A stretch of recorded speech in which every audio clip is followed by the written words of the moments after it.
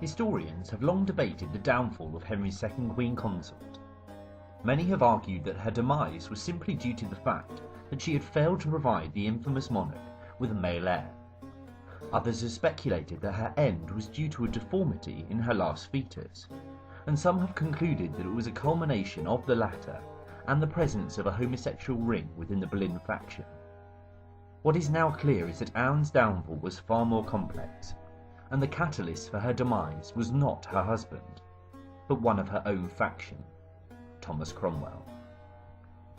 Anne had been a key player within the early English Reformation. She had patronised many key players who would start to reform England's religion, and who would continue to do so after her death. She was heavily concerned with the direction of the reforms, especially with the problems surrounding the dissolution of the monastic houses. It was the differences in opinions between Anne and Cromwell that would begin a break in the relationship that was so important to Anne's survival. Certainly she was not secure in her position. She had bore Henry a daughter, Elizabeth. He had rejoiced at her birth, true. However, she had not been the son that he had so eagerly fought for. He already had a daughter, and Anne was fully aware of the fate that Mary's mother had faced and the insecurities that a lone daughter had brought her. Her subsequent miscarriages had brought much heartache between the couple, and although it is clear that the relationship had cooled between Anne and Henry, he was openly supporting her as late as April in 1536, and it is clear that Cromwell had begun his betrayal of his patron as early as the 1st of April. It was unusual for Cromwell to act without the consent of Henry. However, it appears that Cromwell acted to save his own skin on this occasion. Anne had made it clear that she was in favour of an alliance with the German Protestants, whereas Cromwell sought an alliance with the Emperor, and had engaged in secret talks with Eustace Chapuis to that end. However, these talks were in confidence, and Anne would not have been aware of this underhand plot. It was a question of the direction of the dissolution of the monastic houses that caused a great irreparable void between the couple. Cromwell wanted to radically change the monasteries, in fact destroy them. His aim was to confiscate the wealth of as many monasteries as possible, with the result that most would be closed. In order to achieve this, a report had been issued cataloguing the abuses the Church had been guilty of allowing, if not actively encouraging. Anne abhorred this plan. She was eager for the monies and the properties of the houses to be poured into education and charitable institutes.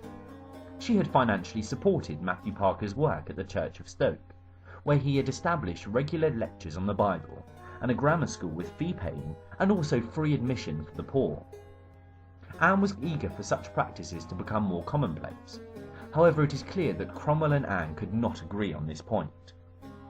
Cromwell submitted the parliamentary bill for the dissolution of the monasteries, and few doubted his motives, least of all Anne. His goal was not reform, but legalised theft, and it is also clear that the bill had the support of Henry.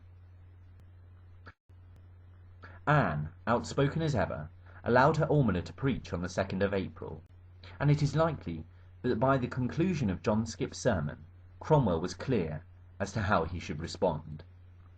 Skipp's sermon followed the theme entitled "Which of You Convicts Me of Sin?", where Jesus attacks those who have lied about him.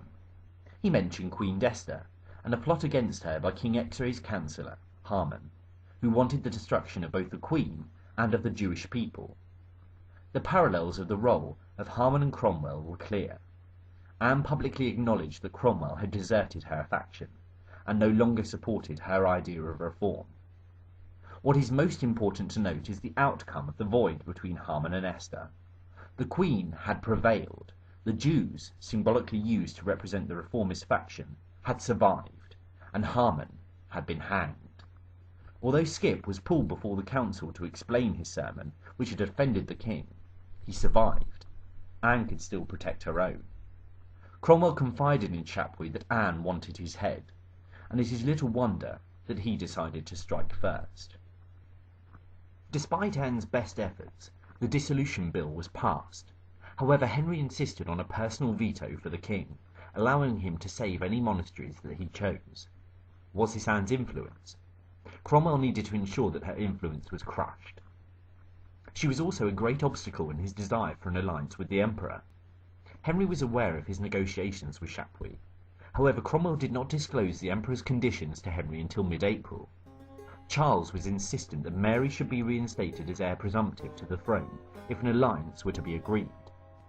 Cromwell greatly misread the situation, believing this would no longer be a problem for Henry. He was livid, seething that he should be dictated to by the Emperor and by his own minister. Cromwell retreated from the court, claiming illness. He now had time to design an escape from the trap he had entered. He was now isolated at court, having deserted the Queen and her faction, and been publicly disgraced by the King. Cromwell needed to gain back the trust of the latter, and to destroy his former patron. Cromwell knew that Anne would not go without a fight, and that she would attempt to hold on to her throne as Catherine had done. She would not go silently, and therefore he had to silence her. On the 24th of April, Cromwell obtained a commission of Oyer and Terminer to hear and determine, to investigate charges that he would establish. The commission was obtained without the King's signature, and we can therefore assume that the King was unaware of the coup at this stage. His agreement was needed, however, when on the 27th of April writs were sent out to summon Parliament. It may have been that Cromwell may have placated Henry with some excuse for its recall. However, it is clear that the Seymours, who were set to gain the crown from Anne, were fully supportive of Cromwell's plot. The trap set, Cromwell now waited for someone to step into it, and it was not long before he had the beginnings of a case. The court was filled with ambitious, attractive young men, and Anne enjoyed their company. Cromwell soon realised that in this heady environment, an exchange could be easily twisted by him.